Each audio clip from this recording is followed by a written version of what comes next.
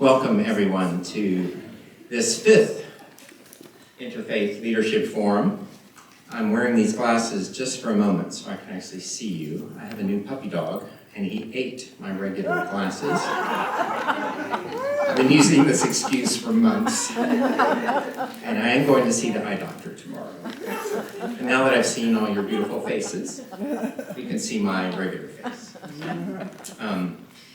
We are delighted to have you here this evening. And this is our first Interfaith Leadership Forum to meet in person.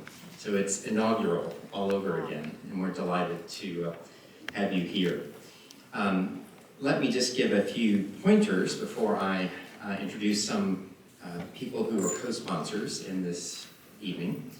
My name is Larry Goldman. I'm Executive Director of the Washington Theological Consortium. We work with schools like this all over the Mid-Atlantic, 10 different Christian theological schools, Catholic and both Roman and Byzantine, and evangelical schools, historic Black divinity schools, mainline schools. And we have Jewish and Muslim partners in our education efforts. The logistics here tonight will be, our plenary will be in this room, and we will regather in this room at the end of the evening for a short wrap-up. We will have our keynote speaker that I'll introduce in just a moment, and then our panelists who will each present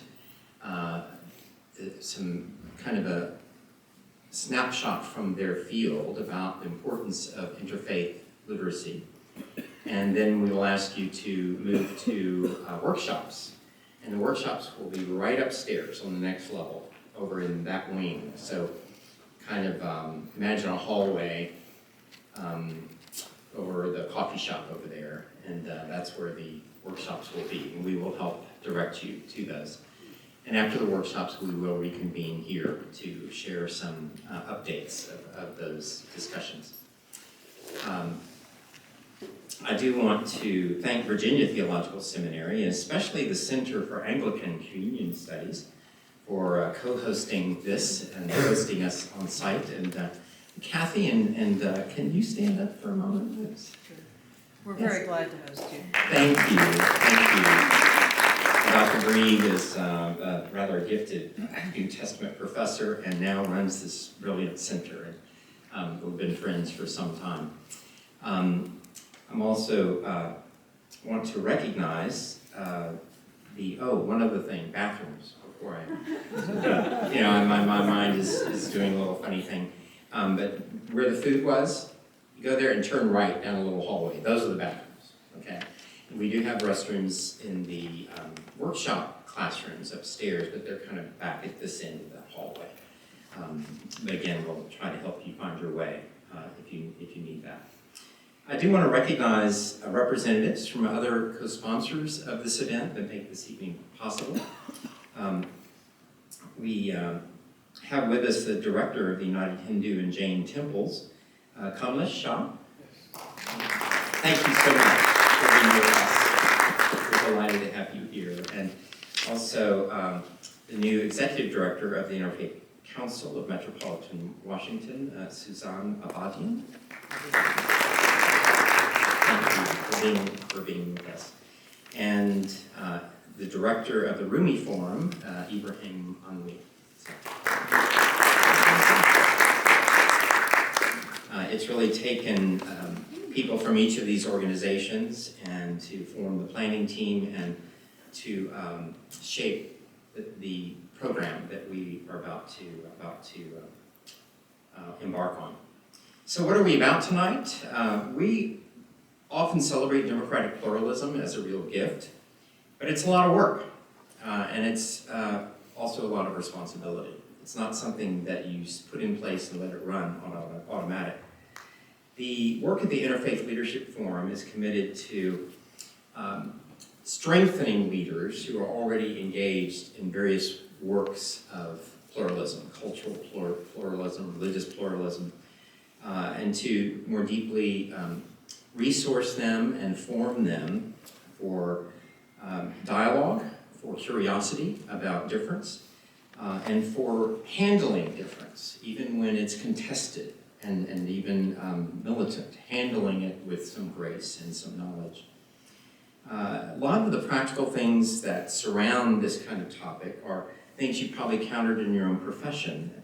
When I, for example, come to meet certain people in another faith, do I greet them with a handshake or not? This is an important thing to know. I worked in Southeast Asia for a while and had to learn other ways to greet both men and women in that context. But there are certain folks that it's best not to touch as you greet them. And part of that is cultural and religious. Do we understand the different forms of dress or ornamentation that different communities might wear? Or the different symbols? I mean, the swastika is actually much older than the Third Reich and has some very significant religious significance in certain communities. Certain foods, if I were to invite, let's say, Muslim and Jewish friends over to eat, am I equipped even to offer something? I may not be, given my kitchen and given the diets and recipes that I know. These are simple life things, but they're crucial as openings to the not only difference, but also the depth of difference. That some of these differences are really important differences that we may not embody ourselves or may not agree with in terms of our own practice, but that we can honor. And it's laying that kind of foundation in basic knowledge as these little entry points into each other's religious and spiritual journeys offers us background to go much deeper. And it's in laying that foundation then that a community is much better equipped to handle crises, militancy, violence that can be fueled by religious difference. We will talk about some difficult things tonight, but mostly we're talking about ways to negotiate this difference towards greater community and solidarity. That's our hope. I would like to introduce our keynote speaker, Dr. Shaun Casey. I've had the privilege of knowing Dr. Casey since my beginning with the work in the Theological Consortium, and he professor of ethics and worked a lot in public theology at Washington Theological Seminary for many years. He just wrapped up, not too long ago, the Luce Project on religion and its publics at the University of Virginia, and had done some work with the Pulaski institution as well. Before that, Shaun served as director of the Berkeley Center for Religion, Peace, and World Affairs. It has some connections with Georgetown, at least historically, and he was a professor of practice in the School of Foreign Service at Georgetown University for several years. Previously, he was U.S. Special Representative for Religion and Global Affairs and Director of the U.S. State Department's Office of Religion and Global Affairs. And that book in your hand, I hope you have one. If you didn't register tonight, don't leave, because if we have extra books, you can have one.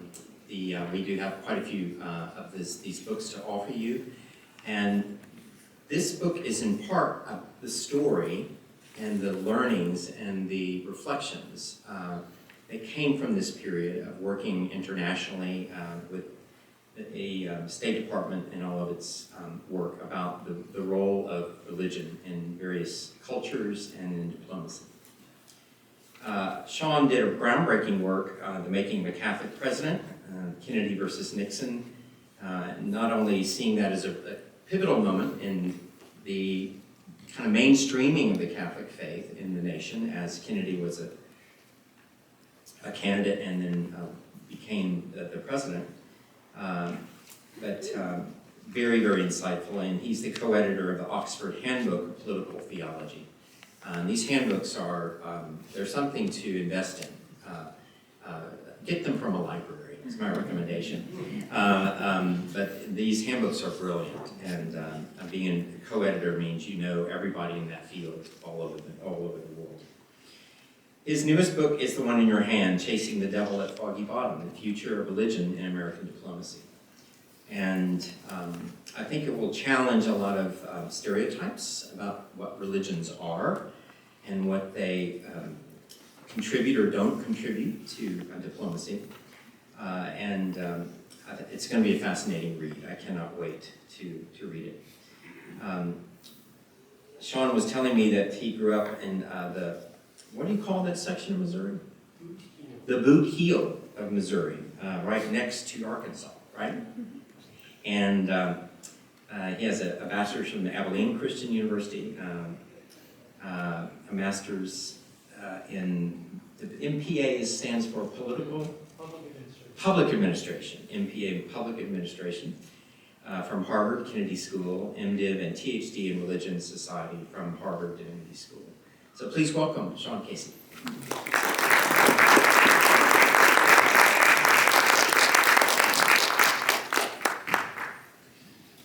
Well, thank you everyone for coming tonight. I love the optimism of the planners that you can get a bunch of academics to keep to a time frame. It's very, very impressive. I love the hope and the optimism is there. I have 25 minutes to describe the most interesting 5 years of my life. So if I fail, I apologize in advance, but I will try as I might to keep in my 25 minutes, and then Larry or somebody will start throwing things at me if I go beyond that. What I want to do is give you the highlights of the book, because in many ways this was an experiment in trying to educate the most sclerotic, change-resistant part of the U.S. bureaucracy, the State Department, especially when it comes to interpreting religious dynamics and engaging religious leaders around the world. Now, the short story is, we lasted 4 years. When the new president came in, after Mr. Obama, he no longer needed our services and shut our office down, which was sad and unfortunate, but not totally a surprise. The current administration has not, in fact, turned the office back on, which is, in my view, a problem. So what I want to do today is talk about why, number one, this work is important. But far more important than the why question is the how question. I studied with Father Brian Hare at Harvard Divinity School. He's a renowned expert on international affairs and ethics in international affairs. And he used to say that this kind of work, governments engaging with religion and interpreting religion, is akin to brain surgery. It may be necessary, but it can be fatal if not done well. Now, I will tell you that little aphorism in Father Hare's saying landed and lived rent-free in my brain for 4 years as we tried very hard to do it with sophistication in ways that did no harm and it respected the integrity of the various religious communities that we interacted with. You can judge after reading the book if we succeeded or not. The Office of Religion and Global Affairs, I was just thinking about it. It was literally almost exactly to the day 10 years ago that John Kerry was sworn in as the Secretary of State. And as I talk about in the book, I had a relationship with Senator Kerry that went back about 8 years before that. And I had helped him as a senator and advised him when he was on the Senate Foreign Relations Committee, and we interacted over the years in a number of ways. And about 2 weeks after he was sworn in, I went to my office at Wesley Seminary. And if you know anything about the architecture of Wesley Seminary, I was in the basement of Strawn Hall. Yeah, I probably should cover the microphone in case any Wesley bureaucrats hear me talking about this. It was so deep in the soil at Washington, D.C., that our building was literally turning to dust. It was ancient, and students would come to see me and they would say, Dr. Casey, who did you offend to get this level? Okay. But one day I go in, I open up my email, and there is an email from the Chief of Staff to John Kerry at the State Department. He'd also been Kerry's Chief of Staff in the Senate. So I had known David Wade for 8 years, as I had known Secretary Kerry for 8 years. And he sent me an email, Shaun, as you probably heard, we're over here at State Department. Any chance you can come see me next Tuesday at 6 o'clock after work? Now, my wife is a negotiator. She's an MBA. She has dealt with millions and billions of dollars. As a seminary professor, I've never organized anything larger than like 20 students that last 14 weeks, and then we all disappear. And I counted to 10. I said, hey, David, it's great to hear from you. I can fit you in next Tuesday at 6 o'clock. So anyway, I find myself sitting then in the ornate offices of the Secretary of State a few days later, and David tells me this story. He says the first thing that happens to you when you become a Secretary of State or Secretary of anything in the U.S. government is that an army of attorneys run at you. And they'll say, there are 20 things here that you want desperately to do. You'll never get a chance to do these, so just forget about it. Here are 10 things that maybe, if you're lucky, they will happen. But here are 5 things that you can do today. And one of the handful of things that he could do today was to establish a religion advisory office in the Secretary's Bureau at the top of this vast 82,000 member department. Because in early 2009, when Obama became president, he signed a presidential executive order saying that the president would be able to expand the number of White House faith-based offices that President Bush had started. He gave the legal authority for Hillary Clinton in 2009 to start a religion advisor's office. And for some reason, I don't know why, she was never able to start that. So when Kerry heard that he had the legal authority to launch an office, he stopped the attorney, interrupted him, and turned to David Wade and said, see if you can twist Shaun's arm into coming in and launching this office. And I'm here to tell you, it took him at least 17 seconds to persuade me that indeed this was the job that I wanted to do. The book is my account of why we did it. Most importantly, the book is how we did it. And at the end, I want to talk a little bit about the future of this work, since apparently nobody in the current bureaucracy is wanting to do it. The why question is really pretty simply answered. And the why question is, diplomacy and foreign policy can fail epically, historically, if it's not done with sophisticated approaches to religious dynamics. I have an entire chapter in the book talking about Iraq as Exhibit A to show that to be true. The Bush administration tragically missed several stop signs or several opportunities along the way in the Iraq War, and I outline them in great detail. But there was no systematic review of the religious landscape of Iraq before we invaded. There was no anticipation of the insurgency that erupted within days of our landing. And perhaps the most powerful leader in Iraq, Ayatollah Ali Sistani, was dismissed by the U.S. leadership early in the occupation. As one reporter said, they saw him, quote unquote, as just another old man in a turban.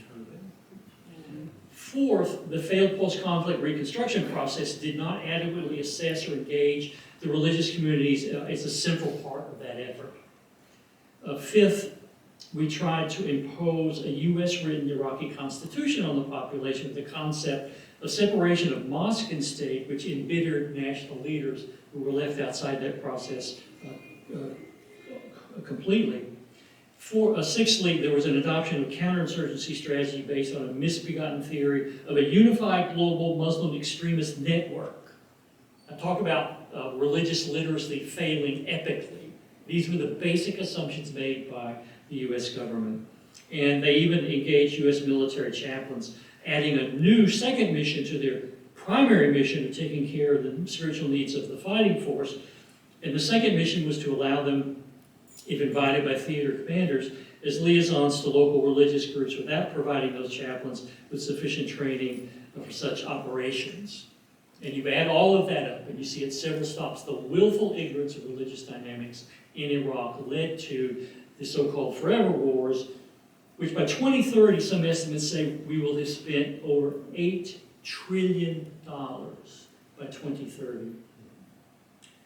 We have left the region in chaos, and we produced millions of refugees and literally sent a flood of U.S. weapons into the hands of the various parties all across the globe. Now, if I had time, which I don't, I could assess how the complex religious dynamics of the current war in Gaza present opportunities, hazards, and complexities to people who are interested in religion and lived religion in that part of the world. We did work there. I have a chapter that talks about the work we did supporting the last peace process, trying to bring a new understanding, deeper understanding of lived religion on the ground. But the one thing I can say, I think, confidently tonight against this incredibly complex background is that a sustainable peace will not come to Israel and Palestine, or to the entire region for that matter, until the politics of that small patch of land in Jerusalem, known as the Temple Mount to some, Haram al-Sharif, or the noble sanctuary to others, or simply the Holy Esplanade to some more secular interpreters. And finding a solution there will require sorting the maximization of access as well as the maximization of security for those holy sites for the three religions there. And it will have to involve the participation of religious actors and leaders in the process. And I don't think we can take for granted that the current complex mix of grand diplomatic actors seeking a two-state solution know that. Now, I do talk at some length in the book about how our work in the office participated in the last serious attempt at U.S. diplomacy to come to a two-state solution if, in fact, you want to read more. So the why question seems to be pretty self-answering at this point. Now, people can argue, that's fine, but I couldn't pretend to answer those questions. I was hired to build the office to actually do the work. The first really interesting advice I got from inside the State Department was you need an elevator pitch. I drafted. I read these to my wife, and she reminded me there are only 7 floors in the State Department, not 100 floors. So we had to keep chopping. But our mission was really threefold. And I think because we got this right, it helped us hire the right people. The first first mission was to advise the Secretary when religion cuts across his portfolio. Now, we're in the Secretary's bureau, so we wanted to make him happy. So when religion cut across his portfolio, he would call us. Now, sometimes he called me with questions I did not have the answer to. I had 35 brilliant staffers who were highly educated. And so the whole concept of religious literacy here is tricky. A friend of mine who was Palestinian, born and grew up in Nazareth, he said, Shaun, when it comes to the Middle East, and I think this really applies everywhere, there are no teachers, we're all pupils when it comes to religion. And I think that's really true when you're sitting in the State Department. And I remember the day I was hired, I was the one guy among 80-some thousand employees, and I was the religion guy. I have never felt dumber. I have never felt more like an imposter, because I knew what I did not know. And even with 35 people, I knew what we did not know. So our answer oftentimes to the Secretary or his staff was, that's a great question. We're going to do some research and get back to you. So on the face of it, even having an office of 35, which was pretty big for a startup at the State Department, was laughable on the face of it, that we could be the repository of all religious literacy around the world. We would never be fully literate. We had to have partners, we had to have researchers, we had to have conversations. So we had a sense of humility that we did know a lot, but the world was far bigger than our capacity. But nevertheless, he relied on us to advise him. The second mission, and this is probably our most elaborate, complicated, and the one I spend the most time in the book, and that is to build the capacity to equip our embassies and consulates in assessing religious dynamics and engaging religious actors in their host countries. I don't think most Americans, and I certainly didn't know it when I became a diplomat, we don't really know what embassies do. And what's interesting, they have sort of a twofold mission. One is they interpret the political, civil society, economic dynamics of their host country, and they interpret that back to the United States to inform the decision makers who are making policy. At the same time, they have the terrible burden of interpreting the bizarre antics, policies, and histories of this country on the ground. And our argument was, here we have a class of like 15,000 Foreign Service officers who travel and live in these embassies and consulates. They know history, they know politics, they're cosmopolitan, they've lived all over the world, they know academics, they know all the political parties. But when it comes to religion, they're not formally trained. They are not professionally rewarded for that expertise. So we would go in and try to give them resources and begin to train them and model how do you build a religious landscape in the country. How do you engage not only the leaders, but how do you learn from the rank and file members of religious communities? Because I brought a bit of a hermeneutic of suspicion to bear to say, just because you've talked to senior leaders doesn't mean we know how people in those communities really feel on the ground. And it's much easier to walk into a room of leaders and hear their talking points and hear their pitches and hear their views. It's much more difficult as an embassy to have an ear on the ground to understand what's going on at the local level. Much harder to build those relationships, but if you ignore those, you really don't know what's going on. And then the third mission was to be the point of contact for anyone, individuals, scholars, non-governmental agencies, or even other countries who wanted to seek partnerships with the U.S. Department of State on issues of mutual interest, on issues that they thought we could collaborate on. And we literally met with thousands of entities, people from all over the world, and we never asked them who they voted for. We were employed by the people of the United States. I never asked them who you're going to support in the next election. We didn't talk about American politics. We met with everyone it was practical to meet with to find if there were some overlapping work that we could do around the world. And we found, not only domestically but also internationally, thousands of people who wanted to work with us in this area. In the book, I talk a little bit about how we organized our staff and what were some of the traits we were looking at. Again, when you walk into the State Department, you can't say, I'm going to hire X number of Muslims, X number of Jews, X number of Christians. You have to hire in a way that is not based on faith, or allegiance. So we built an office asking people, do they have the capacity and the experience of interacting with different religious groups around the world? And it's really fascinating. Some of the most effective interlocutors with a particular religious community were not members of that religious community. Sometimes there was critical distance. And in fact, to be totally honest, some of our best workers, our smartest and most nimble, had no particular theological commitment at all. Or if they did, they never shared it. No one was pressured to share their theological story.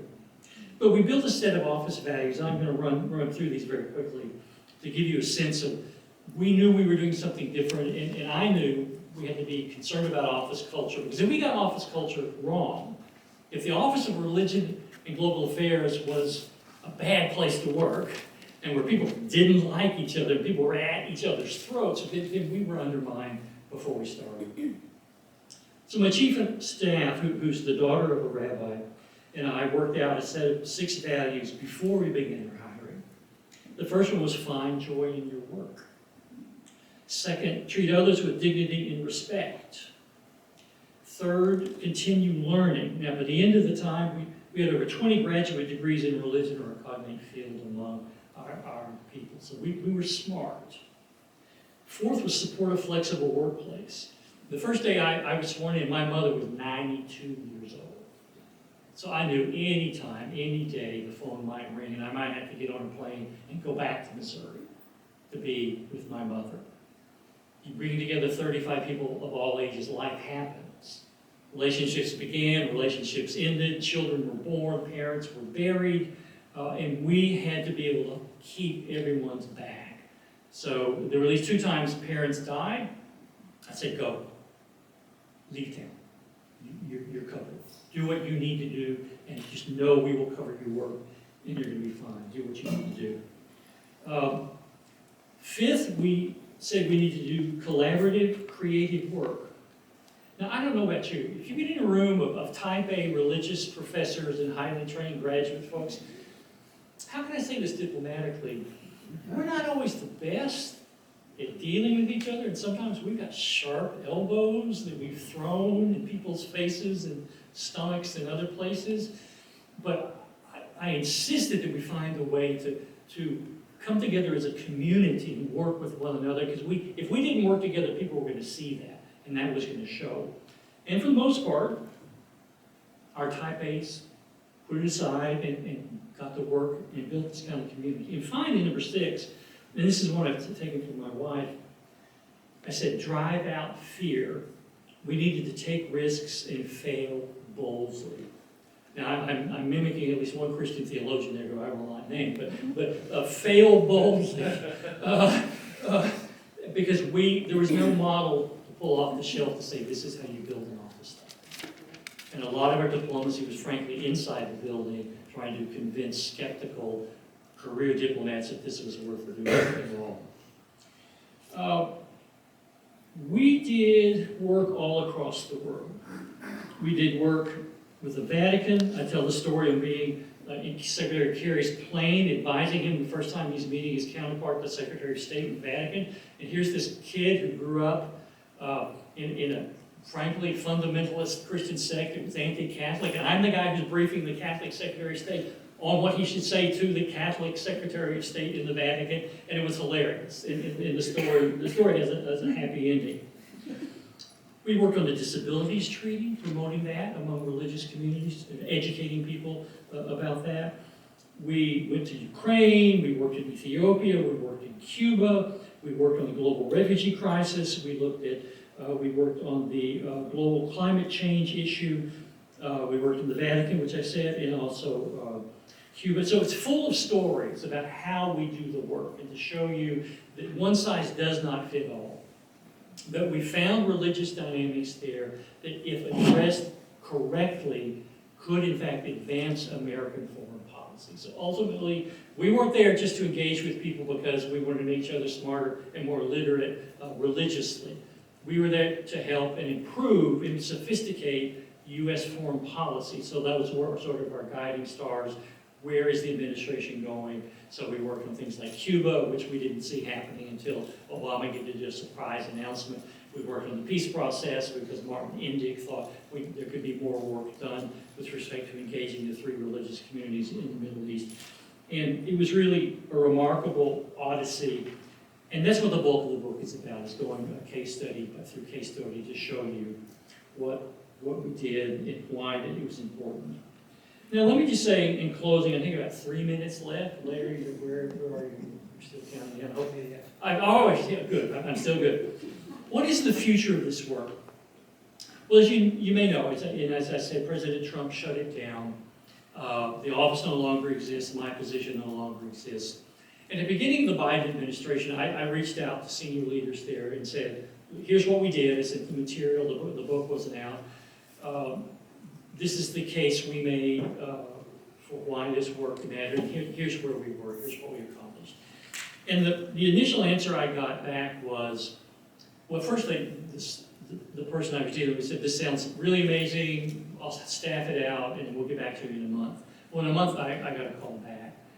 And the staffer said, Shaun, the planet's on fire. We are understaffed across the State Department. I literally do not have the staff bandwidth to suss this out and come back and give us a recommendation. So that's no, but it's no for now. Now, if you can think back to those halcyon days at the beginning of the Biden administration, the world is a lot more complicated today than it was back then. And so their bandwidth is not really expanded, and they're trying to rebuild the American diplomatic airplane while they're flying it. So the answer has remained no. And at this point, if they were to call somebody tonight and say, hey, come back and launch this office, there are not enough months left in the calendar to fully staff it because of the security clearance process that is at work there. So we are weirdly back in a terrible position, not unlike the State Department back in 2003 when we invaded Iraq. Now, I would argue, if this is too partisan for you, I apologize, but I think that happens to be the truth, so maybe that's a good defense. I don't think this administration has the same imperial aspirations that the Bush administration had in Iraq and in the Middle East back in 2003. But my fear is, as we look at Ukraine and as we look at Gaza and in the wider Middle East, our diplomacy is not as smart and effective as it could be, because the religious dynamics all over both of those two conflicts. And as I pointed out earlier, if there's going to be an ultimate long-term solution, it's because the Temple Mount Haram al-Sharif gets sorted, and that's incredibly complex. And you're going to have to engage the religious communities, the three religious communities there, for that ever to have a chance of being sorted. It's not going to happen. It's not going to be accepted if religious communities and religious leaders are left out of that conversation. So I'm anxious. I'm by nature both hopeful and realistic. The realistic side of me fears the State Department will go back to its ill-educated reticence with respect to religion. The hopeful side of me believes that we made a compelling case in a short tenure and that our narrative will eventually be recovered, and only time will tell what the future of better understanding religion and U.S. diplomacy will be. But at this moment, the capacity of our diplomacy to understand religious dynamics is near to that which prevailed at the beginning of the forever wars at the beginning of this millennium. To be sure, the current foreign policy leaders of this administration do not harbor the grandiose illusions the Bush administration did with their thirst for war, but the ability to understand the complex dynamics of religion now is virtually non-existent in the current administration, and that is a troubling prospect against the background of our increasingly unruly world. So I wrote my book to be hopeful. I want it to be something of a user's manual. If another person gets the chance to come along and do something analogous to what we did, there's a roadmap here. And I also think I've been truthful in that we had supporters, opponents, and skeptics. And in this book, I've tried to accurately tell the story of what we did and how different people responded to that work. In the end, I hope American citizens will come to a deeper understanding of how religion shapes our world in countless ways. And we all have some interest in gaining deeper understanding of those dynamics as we pursue a more just and peaceful world. Thank you very much.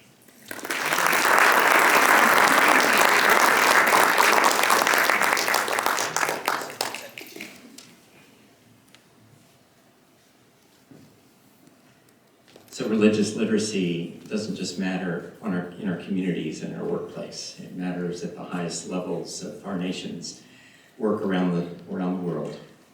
Thank you, Dr. Casey. I want to introduce our moderator for the panel. I'll move into our panelists. Dr. Ori Soltis is a professor at the Center for Jewish Civilization at Georgetown University. Very gifted scholar in the arts, culture, religion, very interdisciplinary in his work. And we're delighted that he can introduce our panelists and moderate this panel tonight. So, Ori. Thank you. It's a pleasure to be here. It's a pleasure to have heard Shaun's. I would love to be able to say he's wrong, but unfortunately I agree with everything that he said, which means that there's a heck of a lot of work to be done.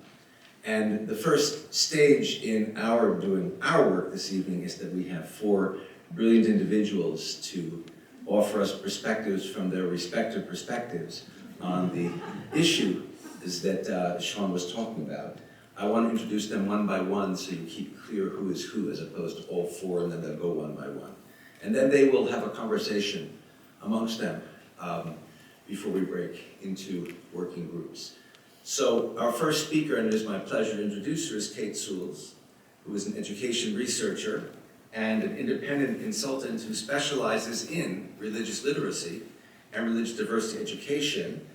She researches the whole area of assessment and the evaluation of religious literacy education and is the co-founder and executive director of the Religion and Education Collaborative, the REC, which is itself an interdisciplinary network of scholars and practitioners working at the intersections of religion and schooling.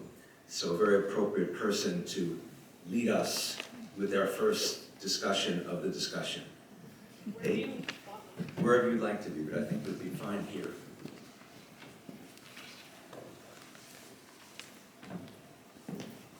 Great, thank you so much.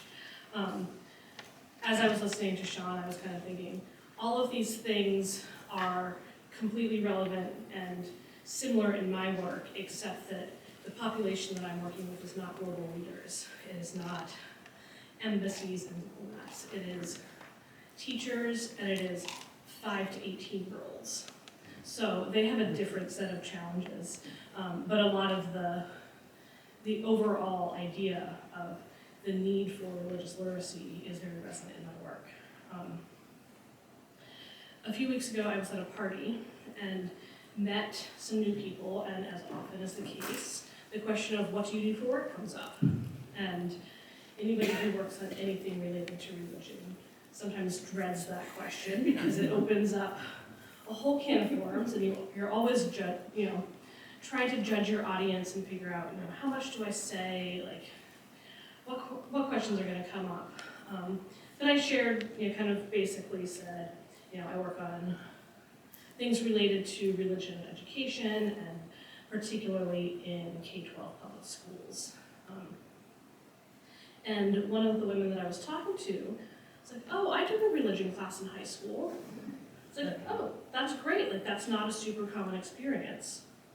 Then she goes on to say, they taught us that there were 3 religions. Not they taught us about 3 religions, but that there are 3 religions.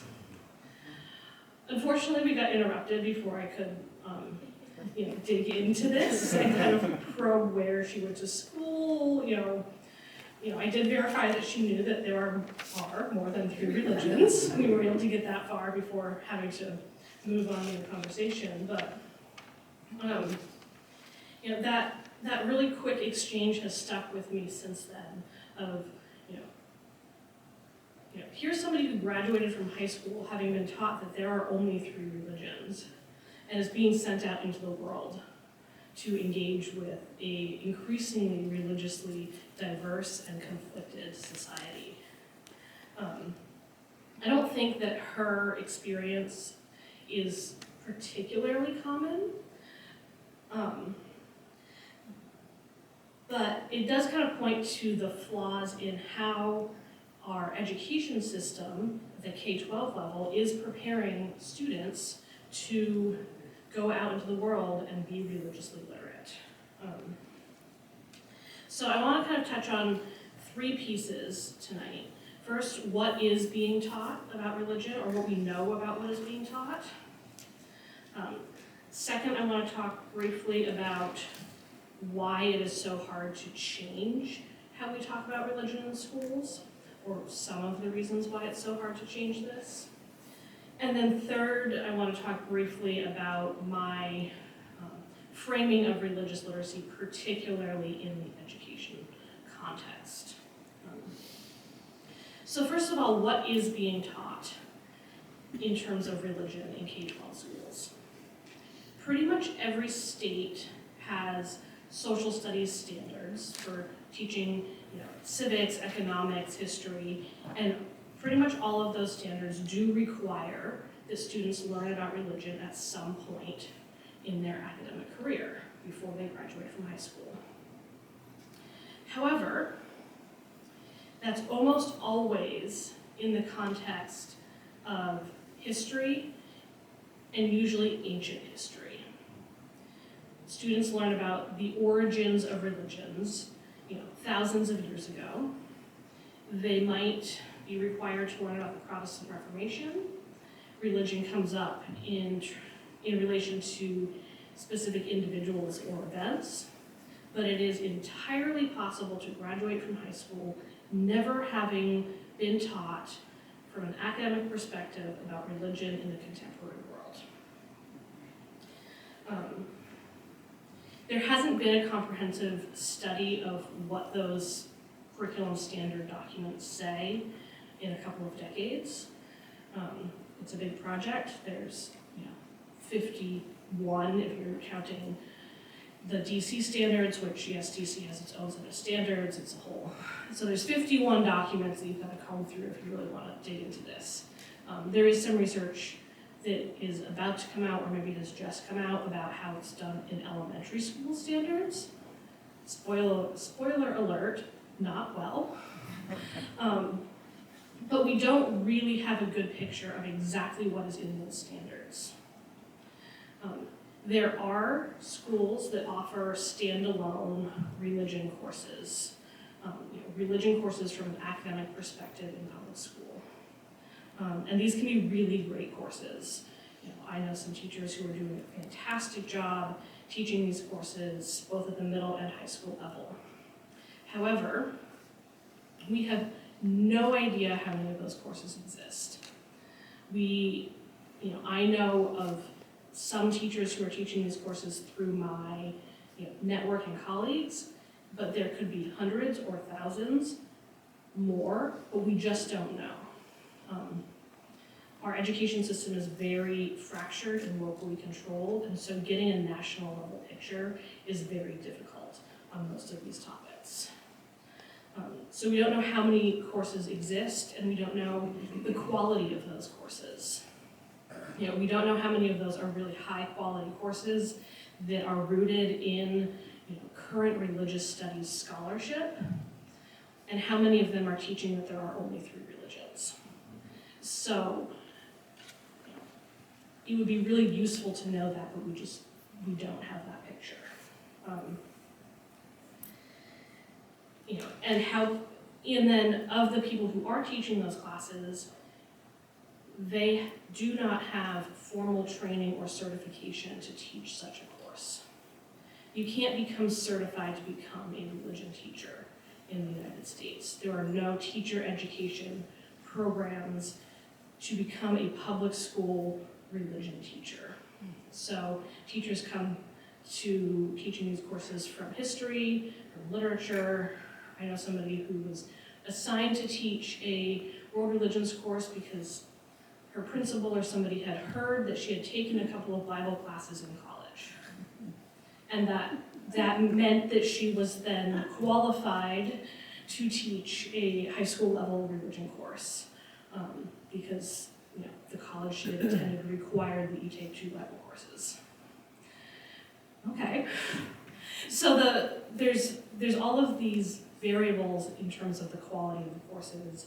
There's not a lot of great high school or even fewer middle school level resources that are, you know, high quality, again, kind of up to current religious studies scholarship standards. And so if a teacher wants to create a course like this, they're really on their own. So in terms of what is being taught, it's very limited. And we don't have a really good picture of how much is being taught out there. I won't get into the whole, you know, history of religion in American public schooling.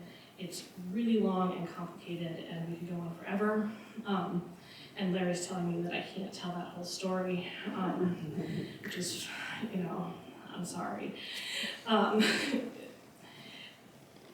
But we've gotten here because of, you know, this kind of this ongoing cycle of silence about religion in schools. Students go to school, they don't learn about religion, they become teachers who never saw that being modeled in their classrooms, and so they don't have any examples to fall back on when they, you know, randomly get assigned to teach the course. And like I said, there's no teacher preparation programs to kind of break that cycle.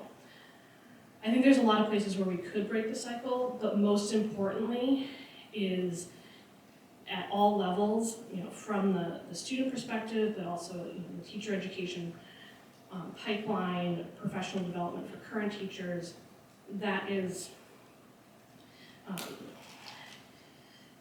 having more complex understandings of religious literacy in the education setting and broadly. You know, it's not, when teachers hear, oh, you need to have, you know, introduce more religious literacy, oftentimes they think, oh, so now I need to like memorize a whole bunch of facts about a whole bunch of religions, and you're already asking me to do all of these different things. I'm also playing social worker and nutritionist and, you know, counselor and all of these things in addition to my role as teacher.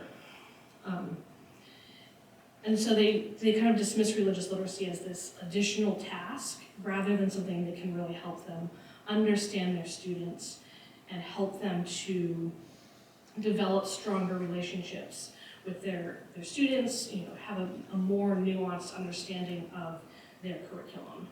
And so when I talk with teachers about religious literacy, I really frame it as a set of mindsets, skills, and knowledge. You know, a mindset of humility and curiosity, you know, skills of critical thinking and analysis. Yes, there's some knowledge that you need. You know, if you're working in a heavily Jewish area, you should know about, you know, kosher dietary restrictions and when the Jewish holidays fall. But, that shouldn't be the first piece of building religious literacy. It should be the mindset pieces and the skills to learn about religion and the frameworks for learning about religion. So I've developed a whole framework that I don't have time to go into, that breaks this down into 5 different domains specifically for teachers, but I'm happy to talk about that more in the breakouts later. Thank you.